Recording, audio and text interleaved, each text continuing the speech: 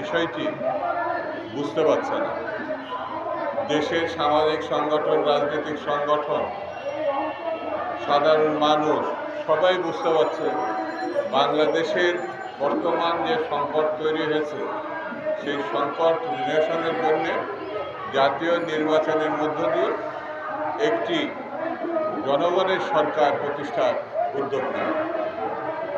এই কাজটি সরকার জানলেও উদ্যোগ নেয় না। বন্ধুরা, সরকার 7 মাসে চলছে। এই 7 মাসের মধ্যে মানুষের ভাত কাপড় কাজের কোনো সংস্থান তারা করতে পারে, এমনকি বাজারের নিয়ন্ত্রণ তারা প্রতিষ্ঠা করতে পারে। শেখ হাসিনার যে ফ্যাসিবাদী শাসনকাল, সেই শাসনকালে মানুষ যে নিত্য প্রয়োজনীয় দ্রব্যাদির অস্বাভাবিক মূল্য বৃদ্ধির কারণে একটা দুর্ভোগের মধ্যে ছিল, এখন সেটা যে খুব লাঘব করতে পেরেছে এমন দৃষ্টান্ত তো দেখাতে পারবে।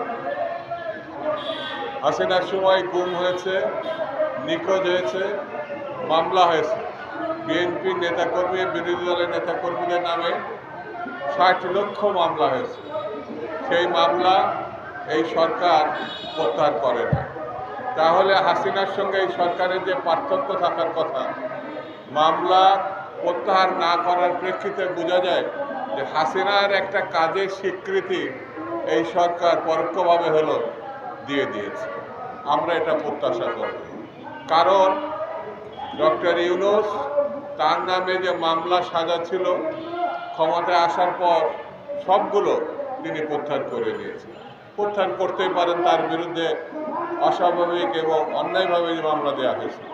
কিন্তু রাজনৈতিক দলের নেতাকর্মীরা 17-18 বছরের যে গণতন্ত্রের সপক্ষে লড়াই করেছে, তার প্রেক্ষিতে তারা নিহত হয়েছে, শহীদ হয়েছে, গুম হয়েছে।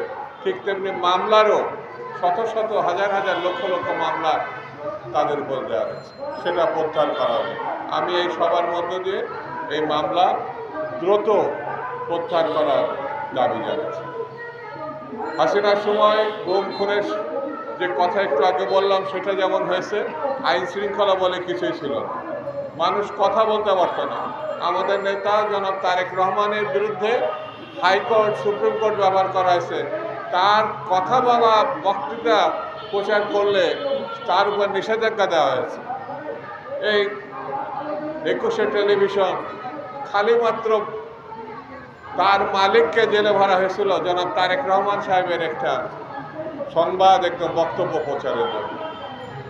আমি এইরকম মত প্রকাশের করে কোর্টকে ব্যবহার করা, সরকারকে ব্যবহার করা, জনাব তারেক রহমান সম্বন্ধে মিথ্যা অপবাদমূলক যে সংবাদ প্রচার করা হয়েছে তা অভাবনীয়, সেগুলো আমি তীব্র নিন্দা জানাচ্ছি। সেই সময় আইন শৃঙ্খলা বলে কিছু ছিল না। এখনও আপনি রাস্তায় বেরোতে মানুষ ভয় পাচ্ছে, বিপদাপন্ন। একটু বেশি নির্জনে গেলেই তার উপরে যে হত্যাকাণ্ড, ছিনতাই, গুলি করা হচ্ছে, এটা খুব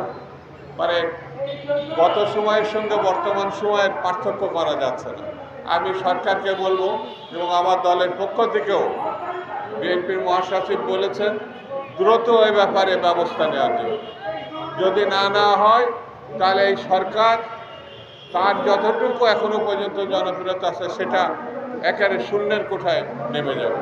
বন্ধুরা, আজকে আমি বেশি কথা বলবো না, শুধু জুম্মার দিন শুধু এতটুকু বলে যাই, এই দেশের সরকারের প্রতি যেমন জনগণ ভালোবাসা দেখায়, সমর্থন দেখায়, কিন্তু কাজের কাজ না করলে সমর্থন প্রত্যাহার করতে মানুষ কিন্তু বিন্দুমাত্র সময় নেবে না।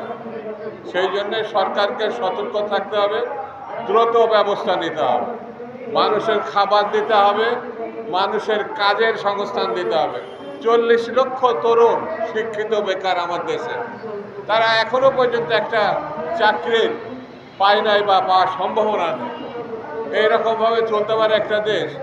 সীমান্তবর্তী অঞ্চলে প্রতিনিয়ত পার্শ্ববর্তী দেশ পূর্বে যেভাবে খুন করত, পূর্বে যেভাবে আমাদের সীমানার মধ্যে ঢুকে এসে আমার মানুষের উপর অত্যাচার করত, এখনও ঠিক তোদেরও সেই অত্যাচার এবং খুন করা হচ্ছে। কিন্তু সরকার যথাযথ ব্যবস্থা নিতে ব্যর্থ হয়েছে।